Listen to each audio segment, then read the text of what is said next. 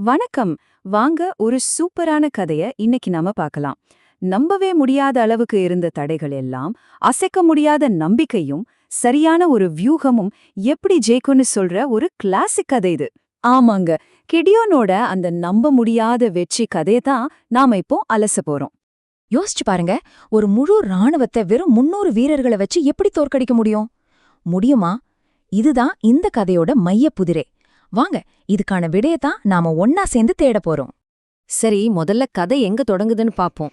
ஏன்னா அப்போதான் அந்த மக்களோட நிலைமை எவ்ளோ மோசமா இருந்துச்சுன்னு, அவங்களுக்கு ஏன் ஒரு மீட்பர் தேவைப்பட்டார்னு நமக்கு நல்லா புரியும். சும்மா இல்ல, 7 வருஷமா இஸ்ரேல் மக்கள் மீதியானியர்களால ரொம்பவே ஒடுக்கப்பட்டாங்க. அவங்களோட பயிர்கள் எல்லாம் சூறையாடப்பட்டது, கால்நடைகள் எல்லாம் திருடு போச்சு. நிலைமை எந்த அளவுக்கு மோசம்னா, சொந்த மண்ணிலேயே அவங்க மலை குகைகள்ல ஒளிஞ்சு வாழ்ற நிலைக்கு தள்ளப்பட்டாங்க. இப்படி எல்லாத்தையும் எழுந்து விரக்தியோட உச்சத்துல தான் நீதித்தலைவர்கள் புஸ்தகத்துல சொல்ற மாதிரி இஸ்ரேல் மக்கள் ஆண்டவரை நோக்கி கூக்குரலிட்டனர். அதாவது, மனுஷங்களால முடிஞ்சதெல்லாம் செஞ்சு பார்த்துட்டாங்க, எதுவும் நடக்கல. அவங்களுக்கு இருந்த ஒரே நம்பிக்கை அது மட்டும்தான்.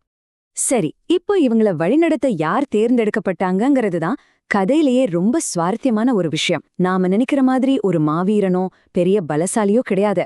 மாறா, தன்னை பத்தியே பயங்கரமா சந்தேகம் வச்சிருந்த ஒரு ரொம்ப சாதாரண மனுஷன்.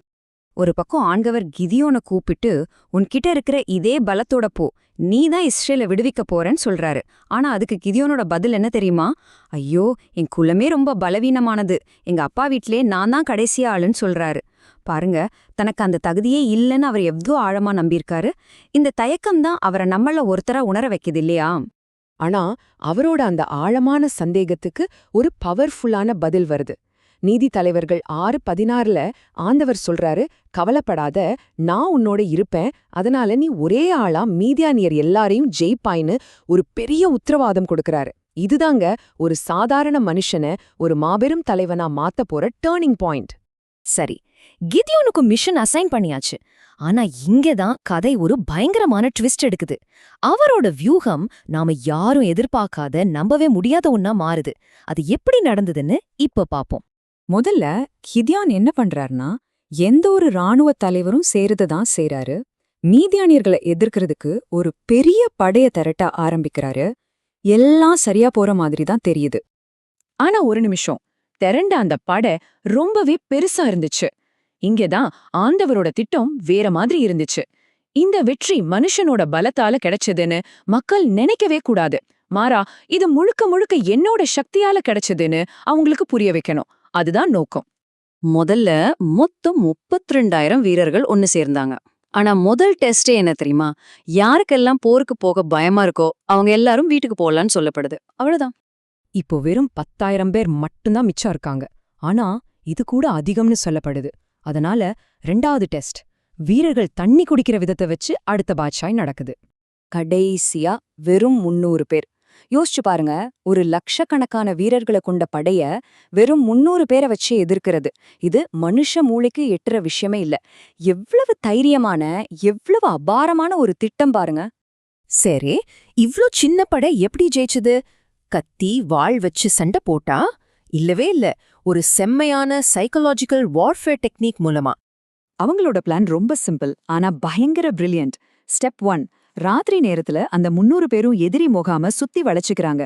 ஸ்டெப் 2, ஒரே சிக்னல்ல கையில வச்சிருந்த களிமண் ஜாடிகளை டமால்னு உடைச்சு திடீர்னு ஒரு பயங்கர சத்தத்தை உண்டாக்குறாங்க. ஸ்டெப் 3, உள்ள மறைச்சு வச்சிருந்த தீப்பந்தங்களை வெளியே எடுத்து எக்காலங்களை ஊதி ஆண்டவருக்காகவும் கிதியோனுக்காகவும்னு ஒரே குரல்ல கத்துறாங்க. இந்த ஒவ்வொரு ஸ்டெப்பும் எதிரிங்களை பயங்கரமா குழப்பி பீதியடைய வைக்கிறதுக்காகவே பிளான் பண்ணப்பட்டது. இப்போ யோசிச்சு பாருங்க, நடுராத்திரியில நல்லா தூங்கிட்டு இருக்கும்போது இந்த திடீர் சத்தம், வெளிச்சம், கூச்சல் இது எல்லாம் கேட்டு எழுந்த மீதியானிய படைக்கு என்ன ஆயிருக்கும்? ஏதோ ஒரு பெரிய ராணுவம் நம்மள தாக்கிடுச்சு நினைச்சு அந்த இருட்டுல பயத்துல ஒருத்தர் வெட்டிக்கிட்டு செத்தாங்க. மிச்சம் இருந்தவங்க பயத்துல சிதறி ஓடிட்டாங்க. அவ்வளவுதான், போர் முடிஞ்சது. ஆனா கிதியோனோட கதை இதோட முடியல. தலைமை பண்புனா என்ன, ஒரு செயலோட நோக்கம் எப்படி இருக்கணுங்கிற ஒரு பவர்ஃபுல்லான செய்தியோட தான் இந்த கதை முடியுது. இந்த ஒரு வெற்றியோட விளைவு என்ன தெரியுமா? அடுத்த 40 வருஷத்துக்கு அந்த தேசத்துல அமைதி. பல வருஷமா ஒடுக்கப்பட்டு கஷ்டப்பட்ட மக்களுக்கு இது ஒரு பெரிய நிம்மதியும் ஸ்திரத்தன்மையும் கொடுத்துச்சு. ஜெயிச்சு கொடுத்த கிதியோன் கிட்ட மக்கள் வந்து நீங்க தான் எங்களை ஆட்சி செய்யணும்னு கேக்குறாங்க. அவரை ராஜாவாக்க விரும்புறாங்க. ஆனா கிதியோன் ரொம்ப தெளிவா சொல்றாரு, நான் உங்கள ஆள மாட்டேன், ஆண்டவர் தான் உங்கள ஆளுவாருன்னு. பாருங்க, இந்த வெற்றி தனக்கு சொந்தமானதில்ல, இது ஒரு உயர்ந்த சக்திக்கு சொந்தமானதுங்கிறத அவர் எவ்வளவு தெளிவா புரிஞ்சு வச்சிருக்காரு. அப்போ உண்மையான தலைமைங்கிறது எங்கிருந்து வருது? அதிகாரத்தை தேடி போறதில்லையா, இல்ல ஒரு சரியான நோக்கத்தை நிறைவேத்துறது இல்லையா? கிதியனோட கதை இந்த ஆழமான கேள்வியை நம்ம மனசுல விதைச்சிட்டு போகுது. இது இன்னைக்கு நம்ம வாழ்க்கைக்கும் ரொம்பவே பொருத்தமான ஒரு கேள்வி இல்லையா?